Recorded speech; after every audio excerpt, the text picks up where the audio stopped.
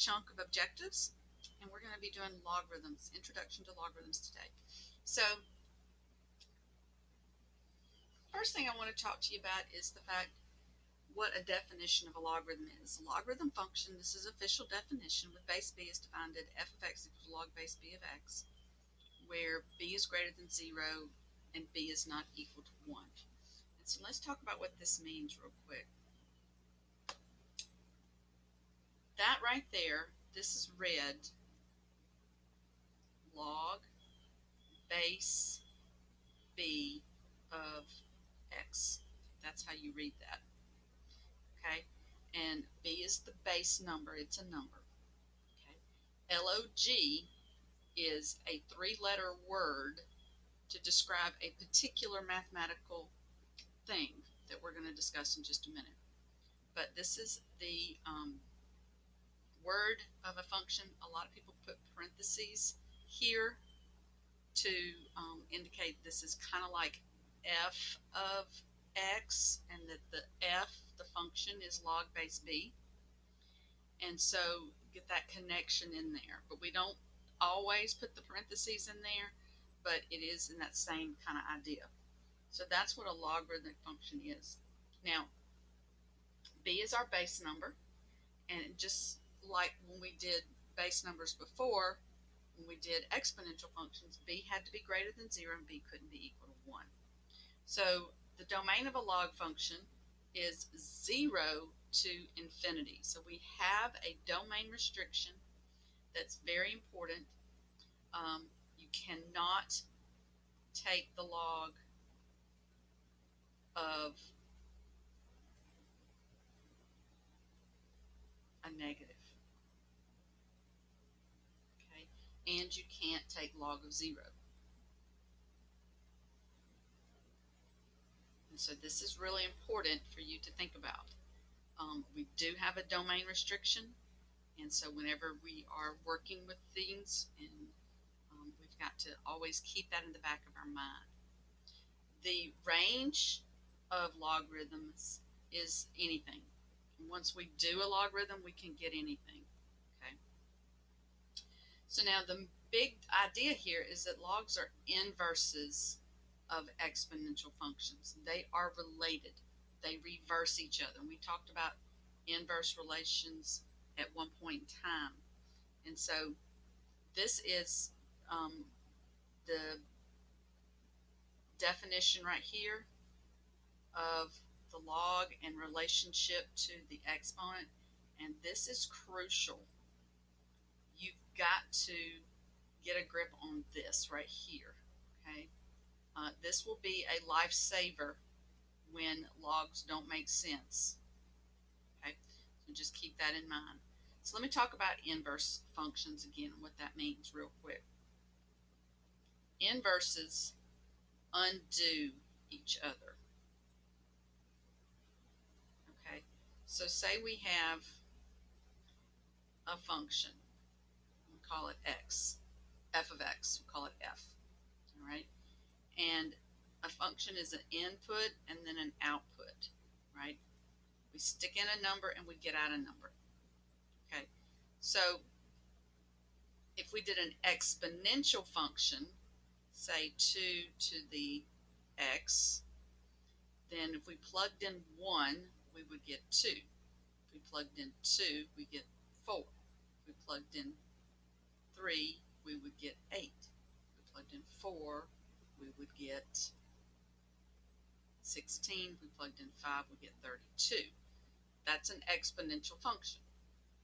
Okay, now if we had another function called log base 2 of x, it reverses it. That's what an inverse function will do. And what that means is if I put in 2, I get 1. If I put in 4, I get 2. If I put in 8, I get 3. If I put in 16, I get 4. And if I put in 32, I get 5.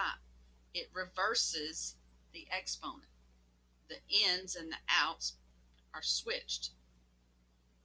So if I were to do a sequence of events, if I did this first and I got that, and then I took my answer, then did this one, I'd get back to my original number.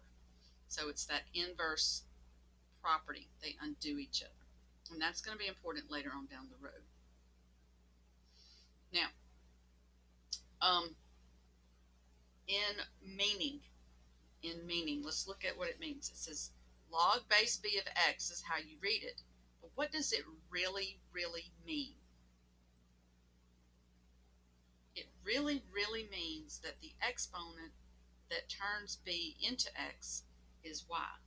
Or in other words, if I don't look at that and I just look at that, this right here is asking the question, what exponent turns b into y? I'm sorry, into x. That's asking the question, what exponent turns b into x? Think about that for a little while. What exponent turns b into x? So let's look at this where I had over here and see if that can make sense. So if I had log base 2, now that's the function, and I wanted to know log base 2 of 8, and I just erased that. I plug in 8, and what do I get? I just erased it. So if you wrote it down, you could look at it, or you could rewind the video to see what it was before. This is asking the question, what exponent turns 2 into 8? And if you know your powers, you know that that exponent would be 3. And so log base 2 of 8 is equal to 3. This is the number we plug in, and this is the number we get out. Because this function is asking the question, what exponent does it take to turn 2 into the number I plug in? So that's what it's saying. What exponent turns 2 into 8? Well, the answer would be 3. If I did a different one, just completely different, if I said, what exponent turns 3 into, say, 27, well, that would also be 3, because 3 to the third power is 27. So that's what LOG does. It asks the question, what exponent turns that base number into whatever you plug in?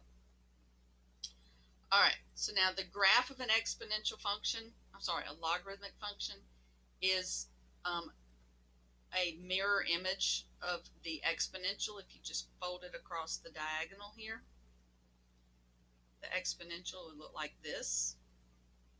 And then if you fold across that diagonal, you would get the log. We do have a vertical asymptote at x equals 0, and it looks like that. So we're going to go to the next slide and talk more about this in just a second.